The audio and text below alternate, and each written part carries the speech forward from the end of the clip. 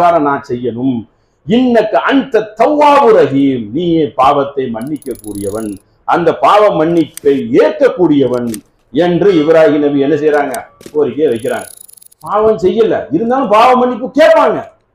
ஏன்னா பாவ மன்னிப்பு வைக்கிறது அல்லாஹ்வுக்கு பிடித்த ஒன்றா, பாவம் மனிதர்கள் செய்யக்கூடியவங்க. ஆனா இந்த சூழ்நிலை, இந்த சோதனையில இந்த வெற்றியெல்லாம் கொடுத்ததுக்கு அப்புறம் அந்த ஹரமை கெட்டுகிறார்கள், கஅபாவை கெட்டின கடத்துலதான் கேட்கிறாங்க, வணக்க வழிபாடை காட்டி கொடு, தவ்வாபு ரஹீம், எதுவும் பாவம் செய்தா மன்னிச்சிரு என்று பாவ மன்னிப்பையும் கேட்கிறாங்க. ஏன்னா தன்னளவில் ஒரு பெருமை கூட வந்துவிட கூடாது அல்லவா, அதெல்லாம் வைத்துக்கொண்டு என்ன செய்யறாங்க, இந்த ஒரு செய்தியும் அல்லாஹ்ட்ட கோரிக்கையாக வைக்கிறாங்க. இப்படி வைக்கணும் நல்லடியார்கள். அடுத்த செகண்ட் நன்மைகள் நடந்தாலும் யா அல்லாஹ் பாவ மன்னிப்பையும் சேர்த்து கேட்கணும், நன்றியும் சேர்த்து செலுத்திடணும், வாரிசுக்கும் சேர்த்து துவா கேட்டுறணும். எப்படி தொடர்ச்சியா அடுக்கிறாங்க பாருங்க. அதை நம்ம என்ன செய்யணும், இப்ராஹிம் நபி வரலாறில் கற்றுக்கொள்ள வேண்டும். அதுபோக அடுத்த ஒரு செய்தியை பாருங்க, இப்ராஹிம் நபியுடைய இன்னொரு செய்தி, கதுக்கானத்துலக்கும் உஸ்வத்துல் ஹசனா, இப்ராஹிம் நபியிடம் ஏகமான முன்மாதிரி இருக்கிறது. ஃபி இப்ராஹிம் வல்லதீன மாஹு, இப்ராஹிம் நபியிடம் மட்டும் முன்மாதிரி இல்லை, அவரை சார்ந்தவர்கள் இருந்தார்களே அவர்களுக்கும் முன்மாதிரி இருக்கிறது. காலூலி கௌமிகி இன்னா புராவோ மின்கும் மிம்மா தாபதூன மின்தூனில்லா, ஆனா அதுல இன்னொரு கூட்டம் இருந்தது. அதை பார்த்து இப்ராஹிம் நபிட்ட டிக்ளேர் பண்ண சொல்றான். எப்படி சொல்றான், உங்களுக்கும் எனக்கும் சம்பந்தம் கிடையாது, நேரடி டிக்ளேர்.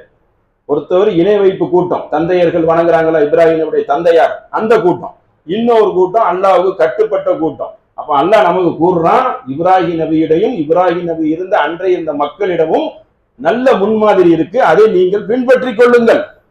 தாபதூன மின்தூனில்லா, அல்லாஹ்வை வணங்காத கூட்டம் இருக்கிறது.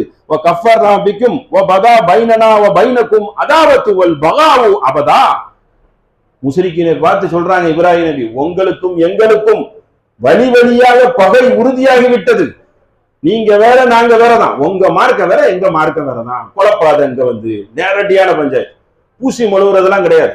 வணக்க வழிபாடுல எதுக்கு குழப்புற, நேரடி வணக்க வழிபாடுல ரெண்டுக்கு வித்தியாசம் இருக்கு, அதுல எந்த வித என்ன கிடையாது, சந்தேகமும் கிடையாது என்று ஒட்டச்சி பேசக்கூடியதுலையும் இப்ராஹிம் நபியை உங்களிடம் முன்மாதிரி இருக்கு, பூசி மொழுவ கூடாது, எல்லாம் ஒண்ணுதான்ங்கிறதையும் சொல்றதை என்ன செய்யல, அல்லாஹ் விரும்பல். எப்படி ஒன்னா இருந்தாதான் ஒன்னா இருந்திருப்போமே, சகோதரத்துவம், ஒரு தாய் பெற்ற பிள்ளைகள் எல்லாம் ஒரு ஜோடியிலிருந்து வந்தங்கிறதுல மாற்றம் இல்லை. ஆனா இன்னைக்கு வணக்க வழிபாடுல மாற்றம் இருக்கு என்பதை உடைத்து நபி இப்ராஹிம் அலைஹிஸ்ஸலாம் அவர்கள் பேசினார்கள். அப்படி ஒரு டிக்ளேர் பண்றாங்க. அப்ப அந்த மாதிரி ஒரு மக்களாகவும் இப்ராஹிம் நபியுடைய முன்மாதிரியை அனைத்தையும் பேணி மதிக்க